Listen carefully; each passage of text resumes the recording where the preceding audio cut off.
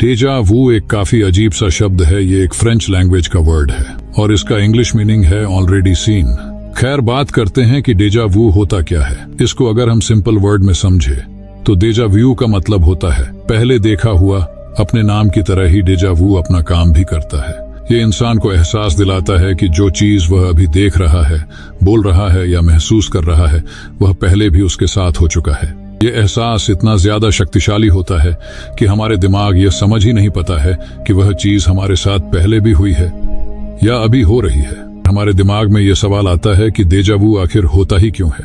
इसके पीछे कई थ्योरीज बताई गई हैं, जिसमें से कुछ थ्योरीज है पुनर्जन्म। बहुत सारे लोगों का यह मानना है कि डेजा वू में जो हमें फीलिंग आती है वह हमारे पिछले जन्म की यादें होती है, जो कि अचानक हमारे दिमाग में आती है। यानी कि इंसान के मरने के बाद दोबारा जन्म होता है और उसके पिछले जन्म की यादें उसके दिमाग के एक हिस्से में रहती हैं, जो डेजा वू के रूप में महसूस होता है। साइंटिफिकली इसका कोई ठोस मानना तो नहीं है, पर आप अपने विचार शेयर कर सकते हैं। इस थ्योरी के बाद डेजा वू होने के पीछे एक थ्योरी जो मानी जाती है वो है ड्रीम बेस थ्योरी। इस थ्योरी के अकॉर्डिंग डेजा वू होने का रीजन सपना होता है।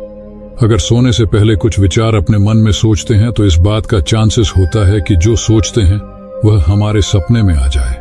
मान लीजिए कि आप सोच रहे हैं आप कहीं घूमने जा रहे हैं अपनी गर्लफ्रेंड के साथ, पर आपकी तो कोई गर्लफ्रेंड है ही नहीं। मानने में क्या जा रहा है, मान लीजिए। हो सकता है कि आप सपने में वही देखें, और जैसा कि सुबह होने तक हम अपना सपना 90% तक भूल जाते हैं। जब आप रियलिटी में कहीं जाती है तो वह सपना हमारे सामने आने लगता है और हमें महसूस होता है कि हम ये सब पहले भी कर चुके हैं, पर हमें यह याद नहीं आता ऐसा कब हुआ था। और ये थी ड्रीम बसे थ्योरी। अब बात करते हैं अगले थ्योरी के बारे में। इसे ग्लिच थ्योरी के नाम से जाना जाता है। ये थ्योरी बहुत ही कॉम्प्लेक्स और सस्पेंसिव है, इसलिए हम इसको इजी वर्ड में एक्सप्लेन करने की कोशिश करेंगे। इस थ्योरी के अनुसार डेजा वू हमारे लाइफ का बहुत इंपॉर्टेंट पार्ट होता है और ये थ्योरी ड्रीम बेस्ड थ्योरी को मात देती है। इस थ्योरी का मानना है डेजा वू कोई सपना नहीं बल्कि रियलिटी है। और अल्बर्ट आइंस्टीन के अनुसार टाइम इज एन इल्यूजन। इस बात का डीप मीनिंग तो कुछ और है, लेकिन इस थ्योरी में कहा जाता है कि दुनिया में टाइम जैसा कुछ नहीं होता। टाइम सिर्फ एक इल्यूजन है जिस इंसान की लाइफ को आसान बनाने के लिए किया गया है। वही यह थ्योरी यह कहती है कि समय एक छल है और डेजा वू हमें इस छल से निजात दिलाता है। और ग्लिच थ्योरी में कहा जाता है कि असल में हम अपने पास, प्रेजेंट और फ्यूचर तीनों को एक साथ जीते हैं। इसलिए जब डेजा वू का एहसास हमें होता है तो हमें ऐसा लगता है कि यह सब पहले भी हो चुका है। ग्लिच का मतलब ही होता है रुकावट या गड़बड़।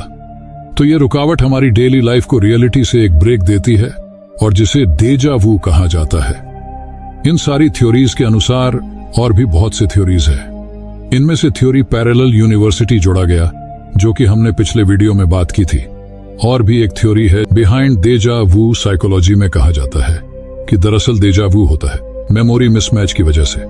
मेमोरी मिसमैच की वजह से हमें लगता है कि जो भी हम फील कर रहे हैं या फिर जो भी हम कर रहे हैं वह हम पहले भी कर चुके हैं।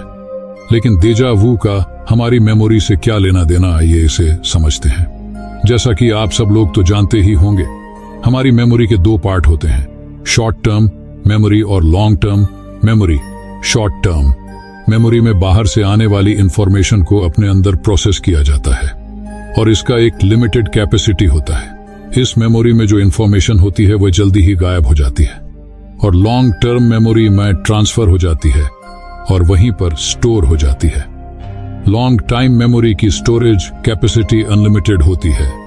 इसके अंदर हमारी पूरी लाइफ की इंफॉर्मेशन रहती है, जिसको थोड़ा ध्यान देने पर रिकॉल किया जा सकता है। और डेजा वू एक सर्किट बैग जैसा होता है, जो एसटीएम अगर एलटीएम के बीच कनेक्शन टूटने की वजह से होता है। डेजा वू में sensory environmental information short term memory से होकर डायरेक्ट लॉन्ग टर्म मेमोरी में चली जाती है। इससे हमें यह महसूस होता है कि ऐसा हमारे साथ पहले भी हुआ है। तो ये थी डेजा वू के बारे में जानकारी और कुछ थ्योरीज। अगर वीडियो अच्छी लगे तो लाइक करना और चैनल पर नए हो तो सब्सक्राइब करना।